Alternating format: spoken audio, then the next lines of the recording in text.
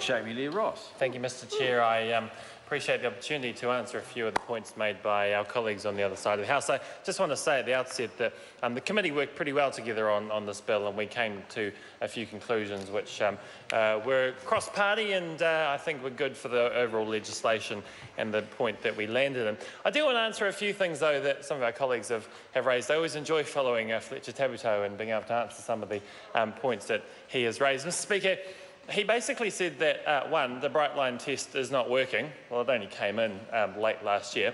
Two, this tax is not sensible or practical, I think the word might have been that he used.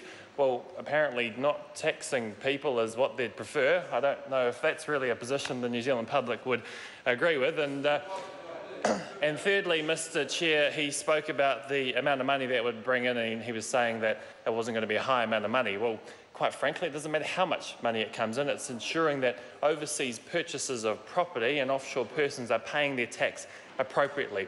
Mr Speaker, that's what this is all about. It's not about making huge amounts of money for the government. It's about ensuring that overseas purchasers of property are paying their fair share. And the easiest way that we feel that we can target those people that are offshore persons that could find it easier to avoid paying tax because they're offshore is to tax them by way of a residential land withholding tax. That's what this is all about. It's not about making huge amounts of money. And so a residential land withholding tax will ensure that there's greater compliance with the tax obligations that those offshore people have. In terms of the Bright Line test, Mr Chair, the Bright Line test was put in specifically to ensure that those that are speculating on property are taxed appropriately. There's already the intention-based test that has always been there, and so I reject the claim that Mr Nash made that if someone purchased a property prior to October 2015 that they won't be subject to tax if they speculate on it and sell the property.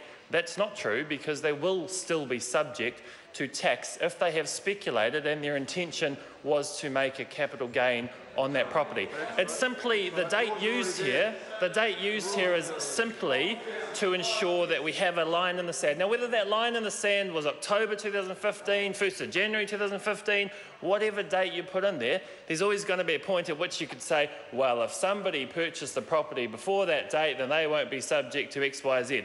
The reality is the intention-based test has always been there, is still there, still applies, always will still apply, and this is separate from this. Well, will it work? If it works? Well, the reality is that the government took some action because there were claims by the media, claims by the public, concern by the public that offshore people speculating on property weren't being taxed appropriately. So we changed the law, put in place the Bright Line test to ensure greater compliance. But the intentions-based test has always been there, will still be there, and does still apply to a purchase made in September or prior to October. So Mr Nash's claim is incorrect there.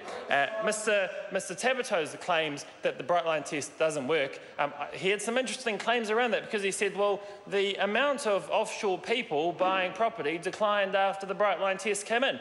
I would have thought that actually means it had some impact and it actually was working. So, Mr Tabuto, I don't think we can make that claim. I just finally want to touch on the point about that Mr Nash made around the liability of conveyancers and them having to rely on the information provided to them by the individuals that they are tasked to work with and act on behalf of. I guess we always had to come to the point where we considered complexity and how difficult we made it in ensuring that there was compliance. We could have made the tax agents and the conveyancers liable for ensuring the information was correct, but that would have added a huge amount of complexity that would have, quite frankly, been unnecessary for most of the people that were involved in this. And by ensuring that the liability did not lie with the conveyancers and that they could rely on the information that they were given by their clients, it reduces some of the complexity, but those people still are subject to other aspects of the Income Tax Act around providing documents fraudulently. And so if there was evidence of that happening, no, the conveyancers would not be liable, but the IRD would still have the ability to go after the people providing fraudulent information. So, Mr Speaker, Mr Chair, I think the provisions that are in Part 2 that the committee arrived at, where we made some changes around the definition of offshore person and landed in that space where 25% meant an individual or a company, that a company or group of people weren't considered offshore, but over, Mr Chair.